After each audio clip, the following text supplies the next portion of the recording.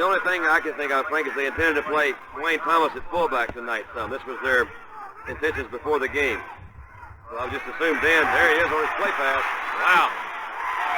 Lockhart picks it off. Lockhart returning the interception to the 43-yard line. Well, hello. Thank you so much for taking time out of your day to check out this video. And welcome to the Gridiron. And before we get started, I just want to say thank you so much, everyone out there who's been watching my videos. Thank you. If you can maybe give this video a thumbs up or possibly leave a comment below, maybe even share this video, it would mean so much to me. But at least anyway, just thank you so much for just taking time out of your day to check out this video. Thank you. Well, I saw an article. In the description box, I'll leave a link. You can check it out. It was from David Diehl, two-time Super Bowl champion. He's big with the Giants. You see him, the Giants, have like some shows, and he'll be on them and all. He might be a guest, and sometimes he breaks down plays and stuff like that. Nobody quite breaks down plays quite like he does, but he was talking about the problems the Giants have. Like what the problems they have now. He said that they predate, right, David Gettleman and Daniel Jones and Joe Judge and Pat Shermer. It goes back, and I was checking it out, and I'm not arguing with him. I mean, man knows his football. He says the Giants' problems stem back to the pretty much back to the end of the 2015 season. They fired Tom Coughlin, but they kept Jerry Reese. Now, according to him, that's that's where it all starts. Mistake number one. He says that since that point in time, nothing's been in alignment. Pretty much, he said you got rid of Coughlin, but you keep Reese. You bring in McAdoo with Jerry Reese. So now you bring in McAdoo, who's not coming in with a new GM. So the GM has been in place already. You got rid of one coach and you just bring in another coach. Since then that didn't work out, right? Because you just bring a coach in. That maybe the coach and the GM aren't aligned. They don't have the same vision, all that and everything. So you get rid of those guys. So then you bring in, right, Shermer and Gettleman. That's the third time, only the third time with Gettleman and Shermer. It's only the third time in the history of the Giants that the GM and the coach came in at the same time. Now, we've had, ever since 1973, Andy Robustelli was, quote unquote, the first GM. His title wasn't general manager, but he was director of operations.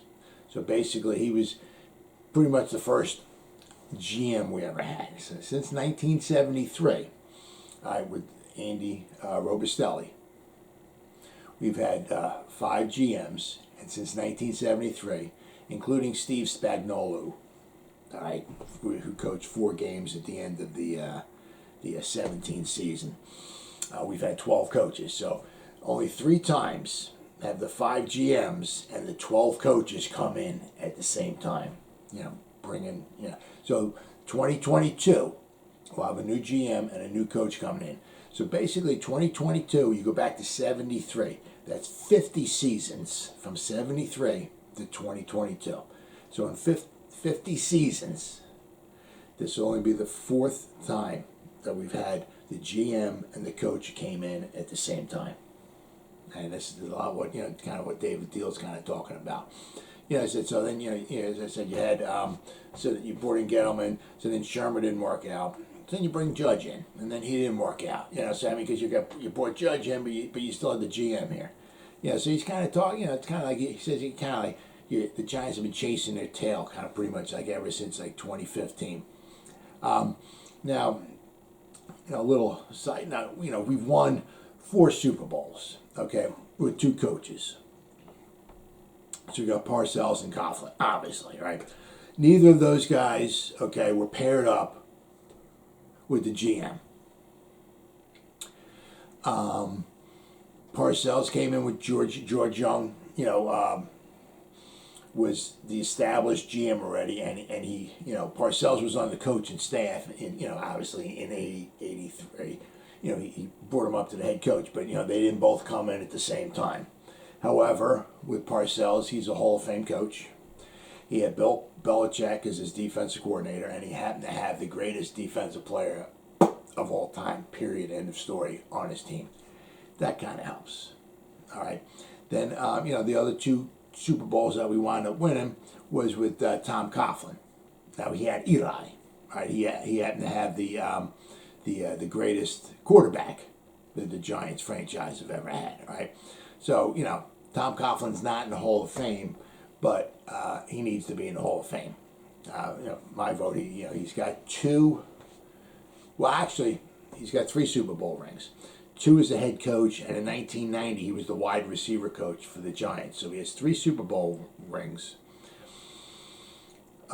He was the first coach ever at Jacksonville Jaguars in 1995 as an expansion team. In their second season, he took expansion team Jacksonville Jaguars to the AFC Championship game. Very impressive. They lost to Bill Parcells. All right. Then in 1999, he had the Jacksonville Jaguars. He had them at 14-2. They went back once again to the AFC Championship game. They lost once to the Titans. But in the first 5 seasons of the Jacksonville Jaguars, they went to 2 AFC Championship games, and they were an expansion team. Very impressive. I said, he's got 2 Super Bowl victories as a coach, 1 as an assistant coach, so he has 3 Super Bowl rings.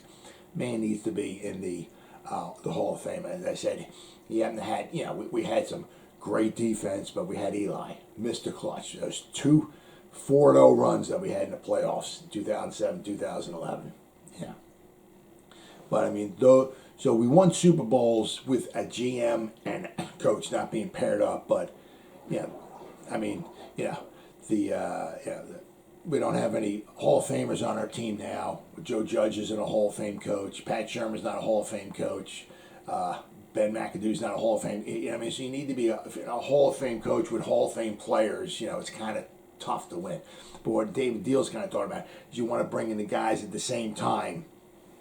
The coach and the GM sides have the same vision, all that, all right? He says, the owners, all right, it's been chasing it kind of tail, ever since the past 8 seasons, he said. We're pretty much without blowing things up. Pretty much he at the end, once you got rid of Coughlin, he just kind of recommended just kind of blowing everything up. You got rid of Coughlin, you get rid of Reese, you bring in a new GM, you bring in a new coach. So first of all, what he's saying is, first you bring in he said a GM. I said, I'll leave a link to the story, you can check it out. You bring in a GM and a vice president of football operations first. All right, you got that established. All right, then you start bringing in, the rest of the staff. He says, then you bring in a head coach, you get the scouting director, the pro personnel department, etc. But you get the the GM and all, and then you start bringing in people who have the same vision. How do you want to accomplish that? You don't bring in a GM and maybe just bring a coach in, or bring a coach in without the GM. Bring everything all kind of in the same same time. He says the Giants, held the belief, says which they can kind of compete and rebuild at the same time. Now we've kind of seen that, and that's not really working out. So, but when you keep mixing and matching, the cornerstone elements, he says, kind of like, the coach and the GM and all that. He said, especially ones that don't have the same vision, all right, you're gonna end up in NFL skid row like the Giants. So he says it's extremely, extremely important to bring in the GM and the coach at the same time, guys with the same vision, right? And that's what they're trying to do right now. They're trying to spend their time. They got 9 different guys last I checked. And I think tomorrow is going to be might be the last day that they're like Zoom calls. So they're going to break it down after maybe 9, maybe they'll have one more guy. But I believe Monday was the last day they're supposed to have meetings for the GM. So after they're going to maybe they'll bring in talk to face to face probably 2 or 3 guys and then make their decision from there. So probably what's going to wind up happening is probably by next weekend we'll have our GM, which will be pretty cool, pretty exciting. I said, ever since Andy Robustelli, the director of operations, the Giants, he was hired December 12th, 1973, pretty much kind of like after the 73 season was over, right? Andy Robustelli was with us. He was the director of operations / GM from 1973 to 1978. So at the beginning of 74 season, right, he came in and he brought in Bill Arnsparger, who happened to be the defensive coordinator for the Miami Dolphins. They were a no-name defense. They went to 3 straight Super Bowls, 71, 72, and 73. So he was a very good coach. He did, Bill Arnsparger, while he was the coach here, he did help the defense, right? He did absolutely nothing for the offense, right? So we were really sad. So the first time the Giants brought a GM and a coach in at the same time was 1973 is Bill Arnsparger. Well, 73, 74. 74 was the first season, right? So, but Bill Arnsparger was not a great coach. Good defensive coordinator, but not a great head coach. Halfway through the 76 season, we were 0-7. We lost 27-0 at home in our brand new Giants stadium to the Pittsburgh Steelers. And Bill Arnsparger, he was gone. So what we do? We got John McVay, who's the grandfather of Sean McVay, the head coach of the Rams. But we elevate John McVay halfway through the 76 season. He was an assistant coach of research and development. And we elevate him to our head coach.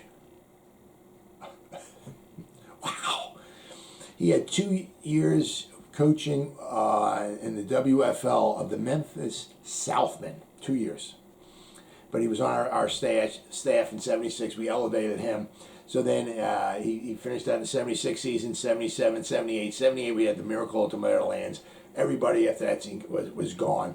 So in 1979, the second time the GM and coach aligned was when George Young came in and he hired Ray Perkins. Right, so that's the second time. But we went from 1979, it took us to 79 to 2018 before we had a coach and a GM aligned again. Because we had George Young, brought in Ray Perkins. Ray Perkins was here to 1983. 1982. 1983, we brought in Bill Parcells. George Young was still the GM. Bill Parcells was here from 83 to 90. 1991, we brought in Ray Hanley. George Young was still the GM. So 91 and 92 was Ray Hanley. George Young was still the GM.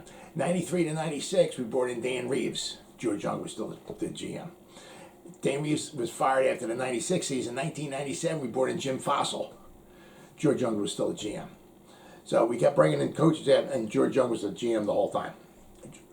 George Young left after 97, passed the baton to Ernie Accorsi, who's now the GM, but we already had a coach.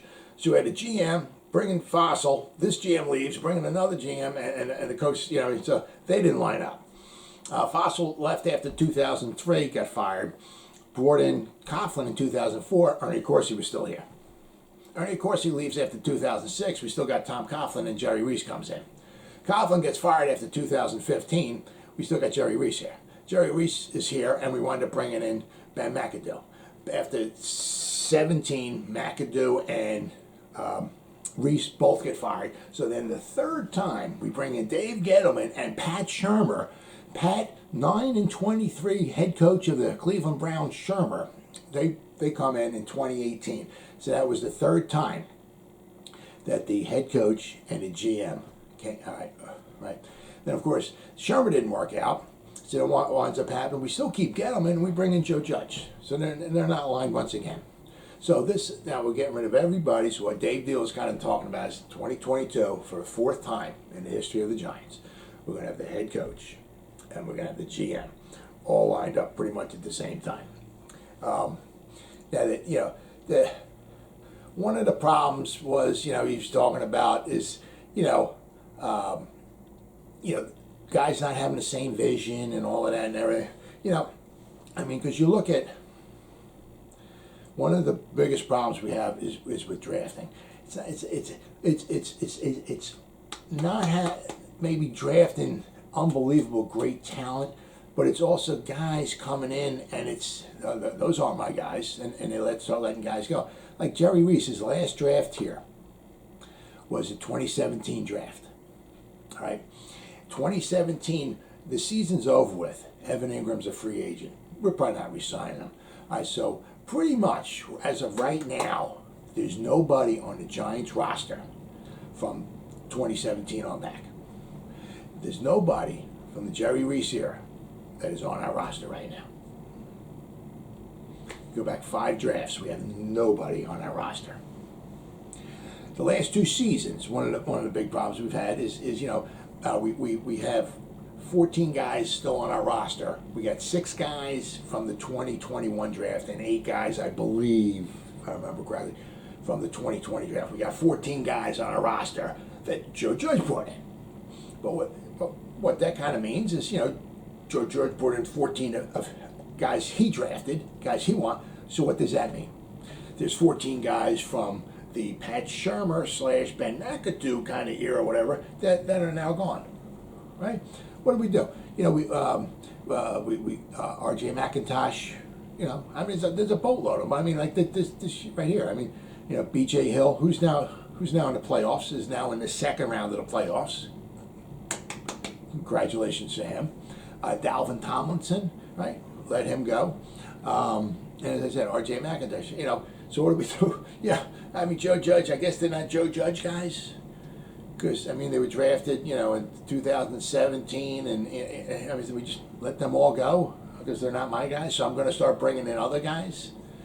They're on our team, right? And we just let them go. Some of the guys, like B.J. Hill and McIntosh wouldn't cost you much, but so we bring in other guys. What did we do this year? This year, last year when we had Dalvin Tomlinson, yeah, I know we had Blake Martinez and all that, but, Dalvin Tomlinson helped. We had no edge rushers last year. Our edge rushers were hurt. X-Man, Carter were hurt. And somehow we had 40 sacks last year. 2020. Okay. We had 40 sacks. We had no edge rushers, and somehow we had 40 sacks with Dalvin Tomlinson, Dexter Lawrence, and Leonard Williams. Our run game, last year, 2020, we gave up 111 yards a game rushing. Still not great, but this year we gave up almost 130 yards a game. So it's like, are you really? Yeah, did you really improve that much? Wayne Train Gallman, right? Wound up letting him go. I don't. Maybe he's not a Judge guy. I don't know. He certainly helped us win the ball game against the Seattle Seahawks in 2020, right? He had well over 100 yards rushing. Well, I guess he's not my guy. So we let him go. Hey, Devontae Booker had a nice season. That was a great pickup, though. But then you spent a draft pick on Gary Brightwell. You had Gallman. He wasn't costing you $8-9 million a year. So one of the problems you have, all right, is especially these 2-and-done guys, is that you got like McAdoo coming in. He picks up some guys, and then he's fired. And then Shurmur comes in and says, these aren't my guys. So he starts letting those guys go, starts bringing his own guys in. So what's happened? After 2 years, he's gone. And then when Joe Judge comes in, those aren't my guys. So he starts letting the other guys go. He starts bringing his own guys in. So you have no continuity. You have nobody on the team. You can't build a team. Nothing is what I've seen more is 2017, Ben McAdoo really wanted Patrick Mahomes. He came in, and Jerry Reese didn't come in at the same time. Maybe not the same vision, nothing like that. The Chiefs traded up from 27 down to 10 to get Mahomes. We were drafting number 23. Don't you think we could have gone from 23 down to 10 to get Mahomes? If they went from 27 to 10, we could have gone down from 23 down to 10. Ben McAdoo said, I'd love to get my fucking hands on this guy. And apparently him and Jerry Reese don't have the same vision. If they had the same vision, maybe they go out and they get Patrick Mahomes and we're not worried about Daniel Jones. But see, that's what the two guys coming at the same time, having the same vision, so important. David Diehl is so right. Well, as always, guys, thank you so much for taking time out of your day to check out this video. You guys stay safe out there and go Giants. Woo!